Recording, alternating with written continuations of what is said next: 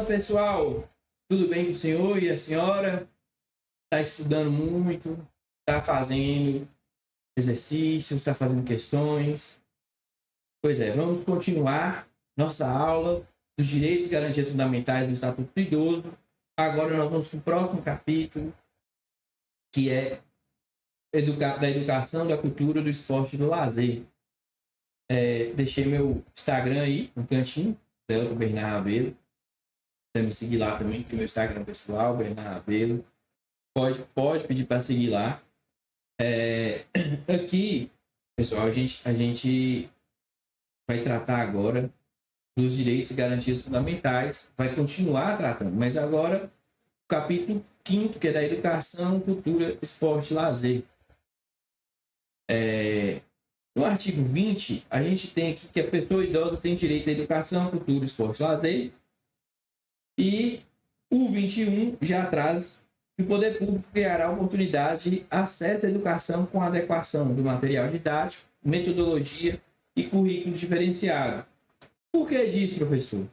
Porque a pessoa idosa ela tem garantido já a educação como o acesso à educação como um direito dela. Porém, o currículo educacional tem que ser diferenciado, o material didático tem que ser diferenciado. Por quê? A pessoa idosa não tem a mesma habilidade de leitura do que o adolescente de 15 anos, de 14 anos. Ele tem uma maior dificuldade de leitura, não apenas mental, ou que não aprendeu a ler durante a vida, mas física mesmo, que o olho já está cansado e precisa de um material diferente para ele. E o próprio currículo dele vai ser diferente quando comparado ao currículo escolar normal. No parágrafo 1º, os cursos especiais incluirão conteúdo, técnica de comunicação, computação e avanço tecnológico. Por que isso, professor? Porque o idoso ele também necessita de aprender a se comunicar nos dias de hoje, a falar com as pessoas, a falar por meio de WhatsApp, a aprender um pouco, pelo menos, de como ele vai conseguir se desenvolver na atualidade agora que a gente tem tantos meios de comunicação, tanta tecnologia, que até para mim, jovem, é difícil de acompanhar, é difícil de aprender tudo. Ainda mais agora com inteligência artificial que a gente tem. Então, o mundo está muito acelerado. E aí, o legislador ele trouxe a possibilidade de ter um currículo ali específico para o idoso aprender a se comunicar, aprender sobre tecnologia, sobre informática, sobre computação. Então, é uma preocupação do nosso legislador. O artigo 22 fala que nos currículos mínimos dos diversos níveis de ensino formal serão inseridos conteúdos voltados ao processo de envelhecimento, ao respeito e à valorização da pessoa idosa. Por que disso? Isso, pessoal, é porque esse artigo não é específico para o idoso. Ele é específico para os currículos nacionais de educação básica, para ter um maior respeito à pessoa idosa, explicar o processo de envelhecimento, explicar o processo que a pessoa idosa encontra ali, entendeu? Então, o legislador se preocupa também de tentar ensinar a população, de alguma forma, a ter um respeito, a ter um princípio moral. Existe um princípio moral nesse artigo 22. O artigo 23 fala da participação das pessoas idosas em atividades culturais e de lazer. Será proporcionada mediante 50% da entrada. Vai ter um desconto de 50%, que é a meia entrada. E o acesso preferencial aos locais de teatro, de evento, de cinema. O idoso tem acesso preferencial também nesses locais. Ele também pega uma fila preferencial, ele também é atendido preferencialmente. Também é reservado um espaço mínimo para os idosos estar ali presentes. Qual é o intuito? Lembra lá do artigo 3 que a gente conversou?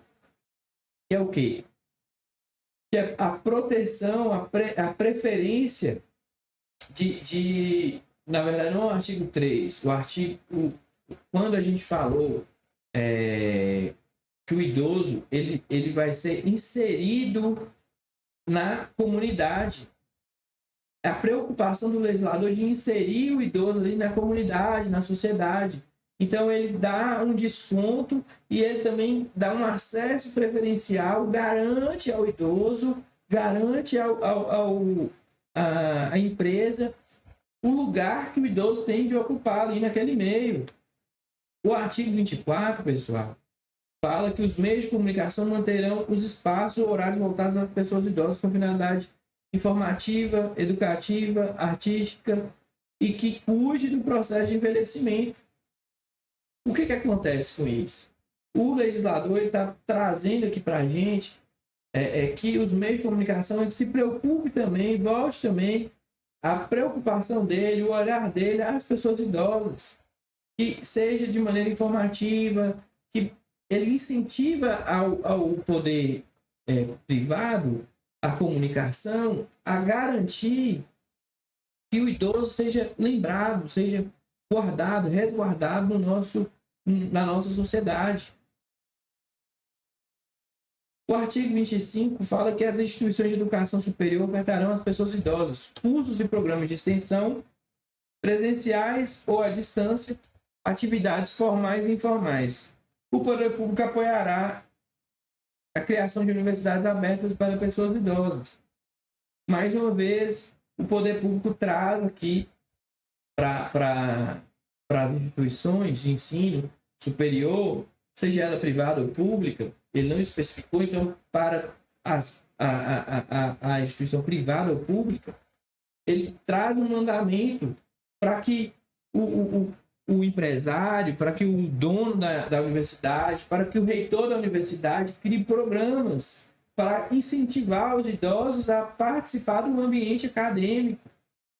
E mais, o legislador traz, eu acredito que eu não trouxe no slide, mas ele traz ali que os materiais para pesquisa e ensino seja específico para os idosos, que haja uma regra diferenciada para a formatação, não a regra da ABNT, uma regra diferenciada, justamente pelo ponto que eu levantei, que a questão da leitura do idoso é diferente da pessoa mais nova. A leitura da pessoa da terceira idade é diferente da pessoa da segunda idade.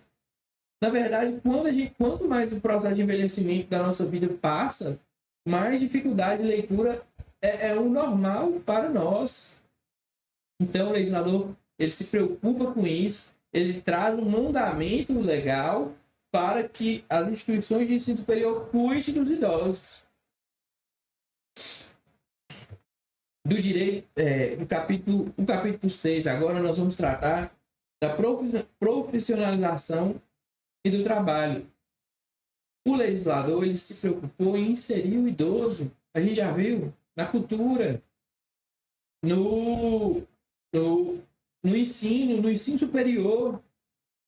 Ele se preocupa em inserir inserir esse idoso ali no meio social para que o idoso não fique desamparado, não fique longe da comunidade. E aqui agora ele traz para a gente a profissionalização e o trabalho. A pessoa idosa tem direito ao exercício de atividade profissional nos limites da sua condição física, intelectual e psíquica. Aqui, pessoal, o legislador fala assim que o idoso ele tem direito à atividade profissional, ele não pode ser impedido de exercer uma atividade profissional porque ele é idoso.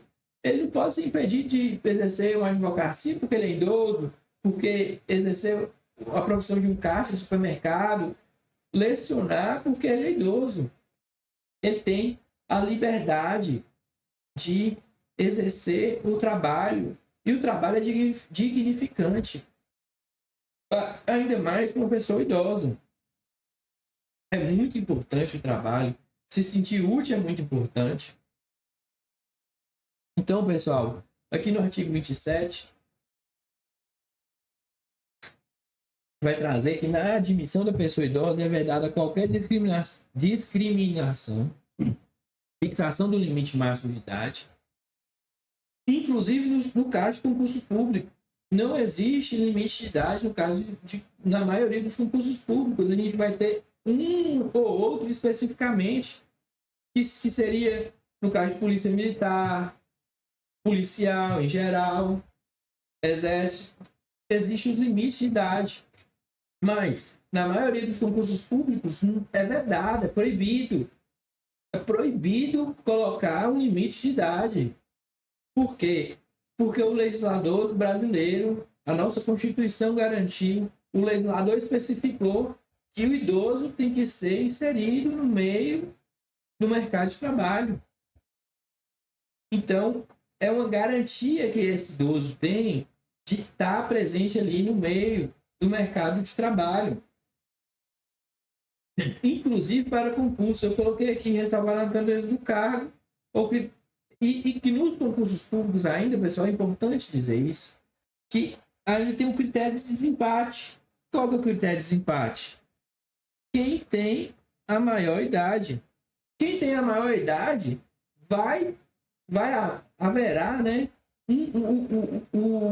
a prioridade, terá a prioridade de posse, terá a prioridade no concurso público. Se a nota ficar empatada, o que vai desempatar é a sua idade. No artigo 28, o poder público criará e estimulará programas de profissionalização especializada, preparação para a aposentadoria, estímulo para a admissão de pessoas. Ou seja, tem um estímulo de programas para profissionalização especializada, preparar o idoso para se aposentar, preparar o idoso ali para ele ficar em casa. E o poder público está preocupando tanto em colocar esse idoso no mercado de trabalho, quanto a saída dele do mercado de trabalho, porque às vezes ele não vai conseguir mais se encaixar no mercado de trabalho, seja por um motivo físico, psicológico, enfim, ou outro tipo de limite. Às vezes ele não vai querer mais trabalhar. E aí ele tem que estar mentalmente preparado para esse novo momento da vida do idoso. Então, ainda o legislador colocou um mandamento, que é o estímulo para a admissão das pessoas idosas. E aqui, pessoal, agora a gente vai passar para o próximo capítulo do Estatuto do Idoso, que é o capítulo da Previdência Social. E a Previdência Social, que no Brasil é regida pelo nosso INSS, que é o Instituto Nacional de Seguridade e Serviço Social, no INSS, não necessariamente apenas idoso aposenta. Existe aposentadoria por invalidez, existe auxílio-doença, existe o salário maternidade. São todos benefícios sociais que o INSS cuida. Além do mais, o INSS também que cuida do LOAS e do BPC. E o INSS que vai cuidar da aposentadoria por idade. Que recentemente houve uma mudança, né, nessa aposentadoria por idade. E aqui o legislador vai trazer no artigo 29 os benefícios de aposentadoria e pensão do regime de previdência geral da Previdência Social, RGPS. Lembre dessa sigla, pessoal. RGPS observarão que critérios de cálculo que preservem o valor real do salário, os quais incidirão a contribuição. Aí tem um parágrafo único aqui, pessoal. Eu não coloquei, mas tem. Que é os valores de benefício e manutenção serão reajustados na mesma data do reajuste do salário mínimo, pro rata. Por que o legislador se preocupou com o reajuste da previdência do idoso? O legislador se preocupou com isso porque ele sabe que nós vivemos um país de inflação alta. O salário mínimo aumenta todo ano, e se essa aposentadoria do idoso não aumentar de acordo com o salário mínimo, o idoso perderá o poder de compra dele. O seu salário vai ficar achatado e ele não conseguirá sobreviver no país. Isso acontece de forma demasiada no Brasil. Demasiada. Porque a gente tem, no Brasil, infelizmente, inflações altas. Governos com inflação alta. O artigo 30 diz sobre a perda da condição de segurado, que não será considerada para a concessão de aposentadoria por idade. Desculpa, pessoal, só um gole d'água. Desde que tenha, no mínimo, a contribuição correspondente ao exigido. Aqui, pessoal, o legislador fala que o tempo que o segurado não... O tempo... a perda de condição de segurado não será considerada para a concessão de aposentadoria por idade, ou seja, no momento em que ele perde a condição de segurado, qual é esse momento, professor? No momento que ele foi mandado embora da empresa, que ele ficou desempregado, ele perdeu a condição de segurado. Nesse momento, o tempo ali não é contado para a sua aposentadoria por idade. Mas como é que esse tempo não é contado? Esse tempo não é contado da seguinte maneira: em base de cálculo. Esse tempo não é contado. Por isso que vai contar apenas o tempo que ele laborou para chegar no salário mínimo e na sua contribuição social. É claro que existe um mínimo de anos para você aposentar. Um mínimo trabalhado, de labor, né, de trabalho. Não só a sua idade que vai ser contada. E no artigo 31, o pagamento de parcelas relativas a benefício efetuado com atraso por responsabilidade da Previdência Social será atualizado pelo mesmo índice utilizado para o reajustamento do benefício geral de Previdência Social, RGPS. O Dia Mundial do Trabalho, 1º de maio, é a data base dos aposentados e pensionistas. Então, o legislador definiu um dia, pessoal, apenas para que houvesse uma data base a fim de cálculo. Aí eu coloquei aqui um mapinha mental, data base dos aposentados e pensionistas, mês de maio, Dia Mundial do Trabalho. Em relação a esse capítulo anterior, pessoal, eu quero dizer a vocês que eu não encontrei nenhuma questão específica de aposentadoria no Estatuto do Idoso, até porque existe uma lei própria para isso, que é a lei que rege o regime geral de previdência social. Mas a gente precisa passar por eles. Se eu tiver oportunidade, trarei mais questões, e se eu achar alguma questão da Previdência Social, eu vou trabalhar elas com vocês, ok? Aqui agora nós vamos entrar no capítulo 8 da assistência social. O artigo 33, assistência social às pessoas idosas será prestadas conforme os princípios e diretrizes previstos na Lei Orgânica de Assistência Social, LOAS, na Política Nacional da Pessoa Idosa, no SUS e nas demais normas pertinentes. Aqui, pessoal, é o seguinte, a gente até tratou daquele artigo, daquela questão, que é justamente o próximo artigo, o artigo 34, as pessoas idosas a partir de 65 anos, aí eu dividi aqui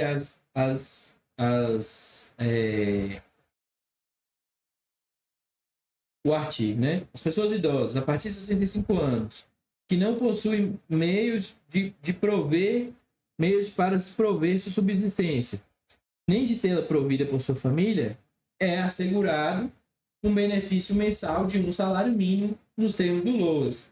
Quais são os termos do LOAS, pessoal? Basicamente, vou falar para vocês. O LOAS, a pessoa tem direito a um salário mínimo mensal, mas ela não tem direito a 13º. A única diferença é essa. E os termos do LOAS é que a família tem uma certa renda per capita. Per capita significa por cabeça. Ou seja, quantas pessoas tem naquela casa? X pessoas. Quanto que é a renda daquela casa? X, aí vai dividir pelo número de pessoas. Se enquadrar dentro da lei do LOAS, aquele idoso vai ter direito a receber o benefício. Ah, professor, mas já existe uma pessoa que tem o LOAS, um deficiente, por exemplo, já tem o LOAS ali naquela casa, e aí? Pode receber dentro da norma do LOAS. Se enquadrar ali, vamos supor que a casa tem 10 pessoas, 2 têm salário e tem mais um idoso. E aí vai dividir o número por pessoas. Muito provavelmente vai ter o terceiro salário no LOAS também para essa pessoa. Ok, pessoal? Eu até coloquei aqui que o benefício concedido a qualquer membro da família nos termos do caput não será computado para fins do cálculo da renda familiar per capita que se refere ao LOAS. Aqui eu trago um mapinha mental, pessoal, que é da assistência social. As pessoas idosas a partir de 65 anos que não possuam meios para prover sua subsistência,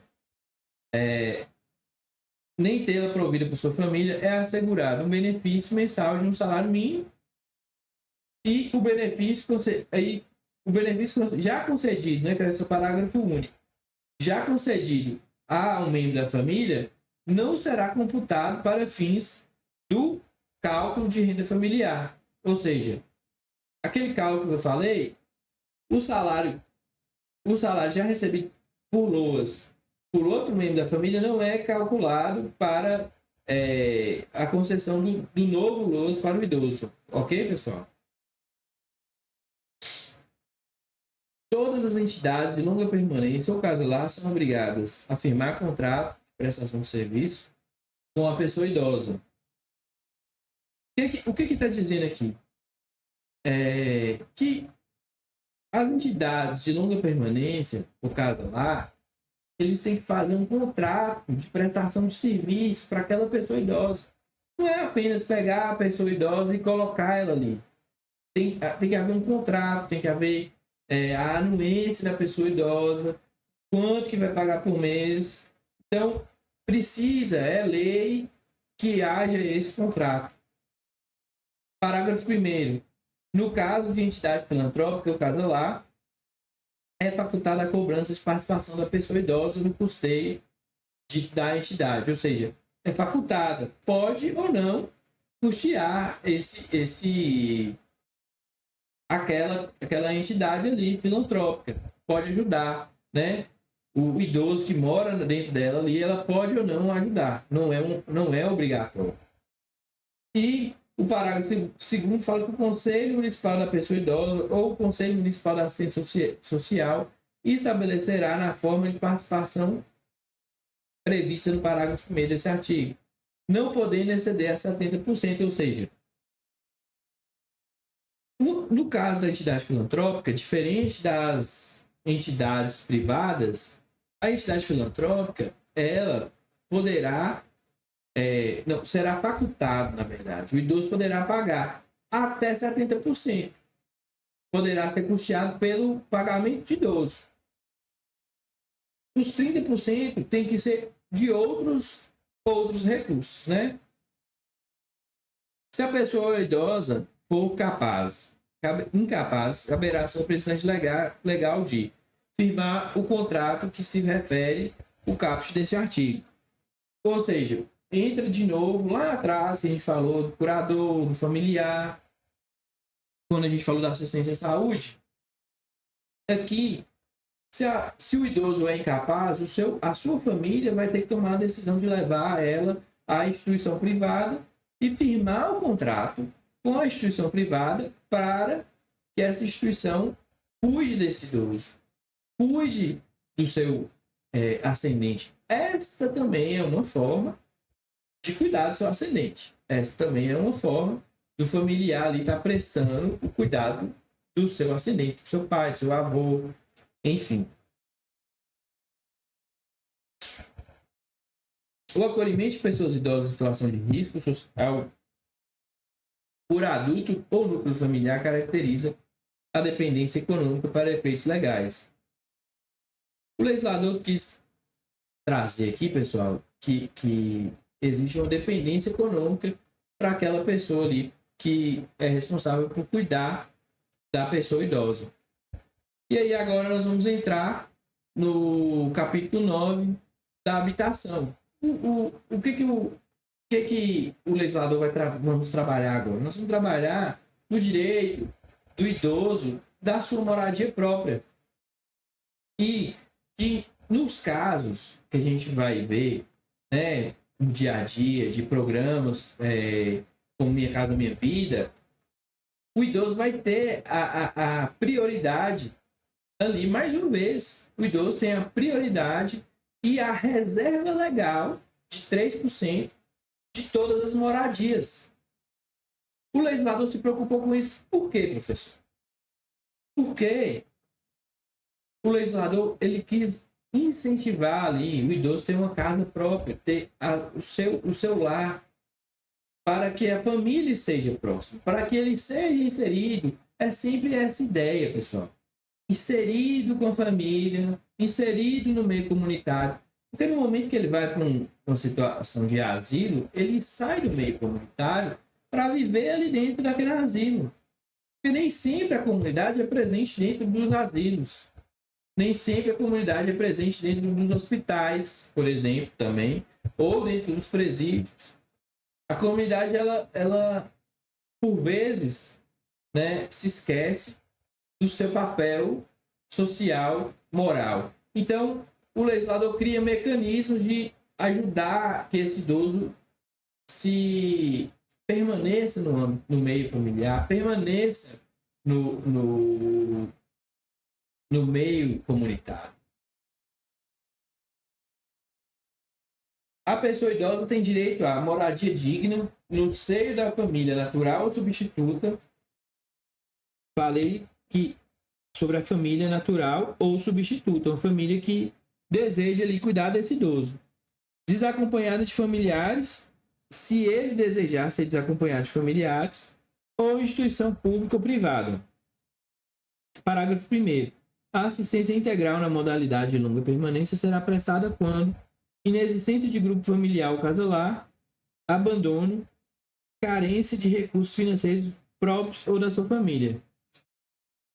Ou seja, a assistência integral na modalidade de longa permanência será prestada nessas 3 situações, que é não haver um grupo familiar, um abandono da própria família naquela pessoa idosa, ou a própria falta de recursos, que pode acontecer em qualquer pessoa no Brasil, né? Porque vivemos em um país que a maior parte da população, nós somos um país pobre. Então, custear um idoso na sua dependência financeira, física, é caro. Porque, principalmente quando o idoso se torna acamado, é caro. Então, assim, o Estado ele pretende amparar da melhor forma possível. O parágrafo 2º fala que toda instituição dedicada ao atendimento à pessoa idosa fica obrigada ao quê? Manter identificação externa, uma placa, falando que é uma instituição asilar. Atender toda a legislação. O que é legislação? Qual legislação? Apenas o Estatuto do Idoso? Não. Normas sanitárias, normas municipais. Então, para você abrir um asilo, você precisa atender a legislação sanitária, municipal. Você precisa estar de acordo com a lei para você manter o seu funcionamento ali. As instituições que abrigarem as pessoas idosas são obrigadas a manter padrões de habitação compatíveis com a necessidade delas, provê-las com alimentação regular, higiene indispensável às normas sanitárias. O legislador aqui, pessoal, preocupou que nos asilos tenha uma dignidade a pessoa idosa. Que a dignidade existe ali, que tenha padrões de habitação compatíveis com a necessidade do idoso.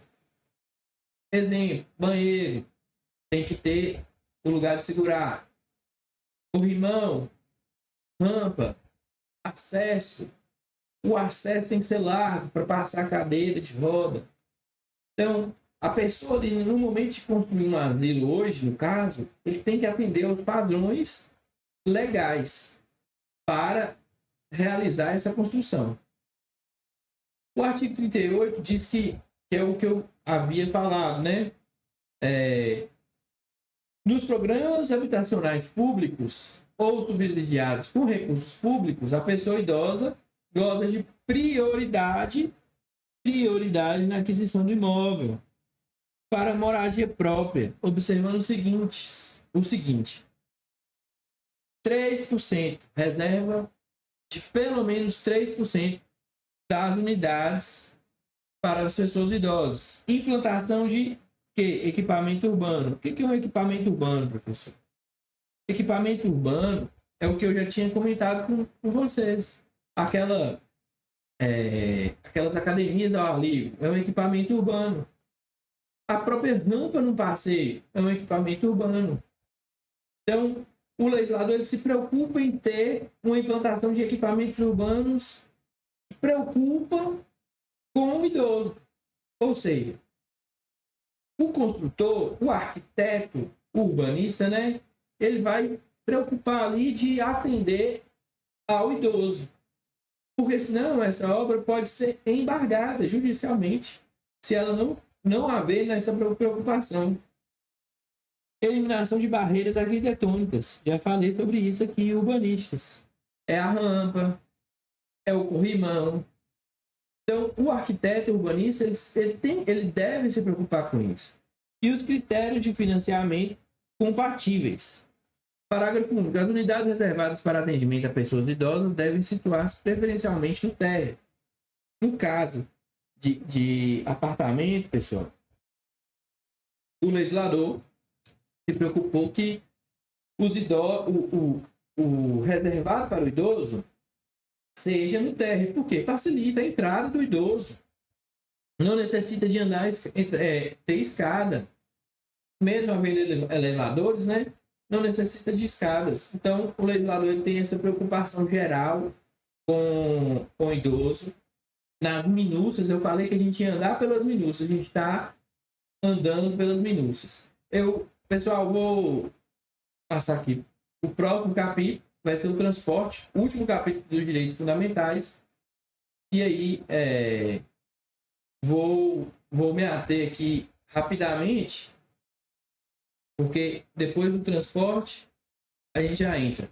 Então, vamos combinar o seguinte. Vou encerrar aqui agora, vou fazer uma pausa, retomo e a gente termina o dos direitos fundamentais, inicia o próximo título, que as medidas de segurança, né? A preocupação com o estatuto do idoso, as medidas de segurança ao idoso. E vamos fazer duas questões só para a gente esquentar um pouco o nosso cérebro e depois a gente vai continuar na próxima aula, ok?